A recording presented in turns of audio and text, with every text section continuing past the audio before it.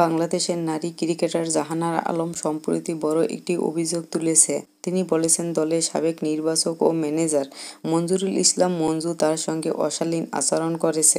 তিনি অভিযোগ করেছেন, 2022 সালে ICC women's cricket world cup 2022 চলাকালীন সময়ে মঞ্জুরুলের নিকট থেকে তারা অসমর্থন অনুরোধ পেয়েছেন। তিনি আরও দাবি করেছেন, মঞ্জুরুল মেয়েদের কাঁধে হাত রাখতেন, কাছাকাছি আসতেন, পিরিয়ড সম্পর্কে প্রশ্ন করতেন, যা অত্যন্ত ব্যক্তিগত ও অস্বস্তিকর।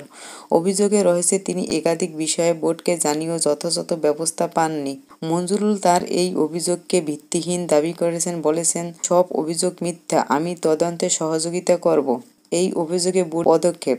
বিসিবি জানিয়েছে, বিষয়টি সংবেদনশীল বিবেচনায় তারা একটি তদন্ত কমিটি গঠন করেছে। কমিটিকে 15 কর্মদিবসের মধ্যে প্রতিবেদন দেওয়ার নির্দেশ দেওয়া হয়েছে। বোর্ডের বার্তায় আরও বলা হয়েছে, নিরাপদ, সম্মানজনক ও পেশাগত পরিবেশ নিশ্চিত করার জন্য তারা একবদ্ধ। সরকারের পক্ষ থেকেও বিষয়টি গুরুত্ব সহকারে নেওয়া হয়েছে এবং প্রতিশ্রুতি দেওয়া হয়েছে। বোর্ড বলছে, নারী ক্রিকেটারদের জন্য নিরাপদ ও সম্মানজনক পরিবেশ নিশ্চিত করাই আমাদের দায়িত্ব।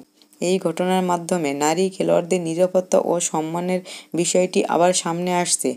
বাংলাদেশের নারী ক্রিকেটারদের এখন অনেক চ্যালেঞ্জের মুখে খেলতে হয়। তাই এমন ঘটনা ভবিষ্যতে যে না ঘটে সেটি নিশ্চিত করা জরুরি। তাই সঠিক, স্বচ্ছ ও দ্রুত তদন্ত অত্যাবশ্যক।